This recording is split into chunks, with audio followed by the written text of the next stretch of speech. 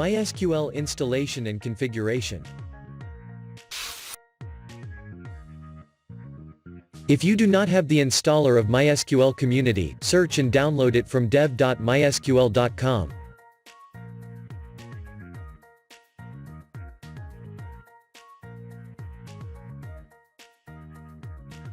You need to sign up for MySQL account or log in your existing account for you to download the installer. Make sure that you have at least Microsoft.NET Framework 4.5 and Visual C++ Redistributable 2013 as requirement for the installation of MySQL. Now, let's begin to install by double-clicking the installer.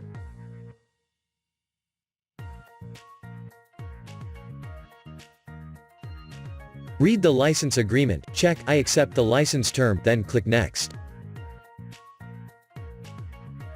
Choose Custom for us to manually select the products that should be installed to our system. Select products to be installed.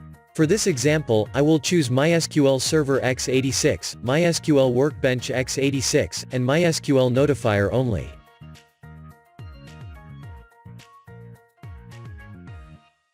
Because I had installed MySQL to my system previously, the installer prompts me path conflicts warning. Just click Next. Click Execute.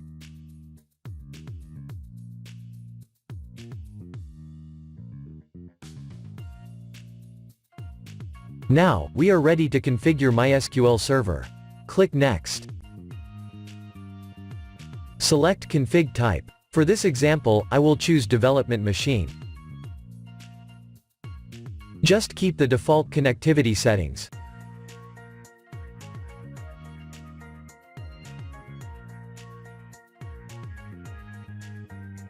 Enter the current root password. Enter your new root password. Then re-enter your password to confirm. Just keep the default Windows service settings. Click Next. Click Execute.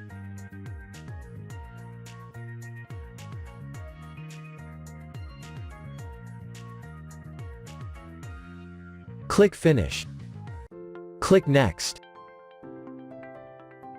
If you want to start MySQL Workbench after setup, check Start MySQL checkbox. Click Finish. Now, we need to configure my.ini using MySQL Workbench. Run MySQL Workbench as administrator. Click the plus button to add MySQL connection. Enter connection name. Just keep the default hostname and port. Click Test Connection. Enter MySQL password. Check Save Password in Vault. Then click OK. Click the connection you created. Click Options File. In InnoDB tab, adjust the InnoDB buffer pool size according to your need. For this example, I use 80 megabytes. InnoDB log buffer size 10 megabytes. InnoDB log file size 48 megabytes. In Networking tab, I use 500 megabytes for max allowed packet.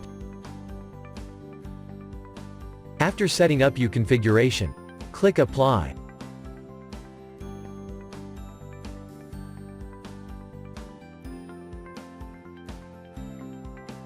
Restart your MySQL server using the MySQL notifier to effect the changes made from my.ini configuration. And yes, we are done with MySQL installation and configuration.